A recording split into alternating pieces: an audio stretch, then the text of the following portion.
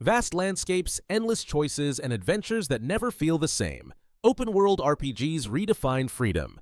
Today, we're diving into the best titles that let you truly live another life. Let's start with something grounded in brutal realism. Kingdom Come: Deliverance. 2 throws you into medieval Europe, where every swing of your sword demands precision. Combat is punishing but rewarding. Quests feel like authentic historical events, and your choices actually shape outcomes. It's not for players who want instant action. This one takes patience. But with improved mechanics, more action, and better pacing than the first game, it's a deep and immersive sequel worth diving into. From gritty realism to stylish fantasy, Wuthering Waves takes the opposite approach. Here, combat is fast, flashy, and fluid, with wall running and parkour making exploration feel thrilling. The ecosystem, where you absorb monster abilities and unleash them in battle, keeps encounters unpredictable. The story starts off clunky with heavy exposition, but it grows stronger over time.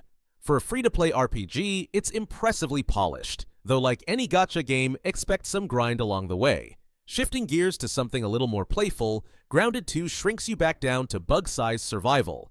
This time, you've got frozen wastelands to explore, beetles you can ride, and class-based builds that let you specialize. It builds on the quirky charm of the first game while making progression smoother. Sure, some biomes are still rough in early access, but with its mix of humor, survival tension, and co-op chaos, it's a backyard adventure that feels much bigger this time around. If you prefer your worlds dark and punishing, Elden Ring. Nightreign offers a very different flavor. Instead of a massive open world, it condenses the Soulslike experience into 30 to 45-minute roguelike runs. With new bosses, randomized challenges, and frantic co-op action, it's a rush, though solo players may struggle and maps can feel repetitive. Still, if you've got friends and want high-intensity battles, this spin-off is a wild ride. Of course, not all challenges come from monsters. In Dune Awakening, the desert itself is the enemy. This survival MMO drops you into Arrakis, where food, water, and sandworms are constant threats. Player-built bases and PvP add tension, though they sometimes clutter the landscape. The pace can be harsh, but that's part of the appeal. Surviving Arrakis is supposed to feel brutal. For fans of survival sandboxes or the Dune universe, it's one of the most ambitious projects yet. For something more mythic, Tainted Grail. The fall of Avalon takes Arthurian legends and twists them into something darker. The world is heavy with mystery, exploration is rewarding, and choices really do matter. Combat and technical polish aren't perfect, but the atmosphere and storytelling carry the experience. It's not a flawless gem, but for players who value narrative depth, it's a journey worth taking. On the other hand, Hell Is Us strips things down to raw survival and human cruelty. No maps, no quest markers. You're forced to rely on your instincts as you explore a war-torn nation. The combat is simple, and enemies lack variety, but the atmosphere and puzzles make every step unsettling.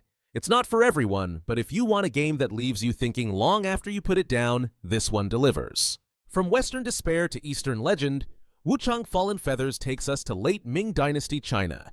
It blends fast-paced Souls-like combat with a world steeped in lore. The flexible skill tree lets you tailor your playstyle, and the level design is top-notch. A few bosses feel unbalanced and there are technical hiccups, but overall, it's a strong debut that stands out in a crowded genre.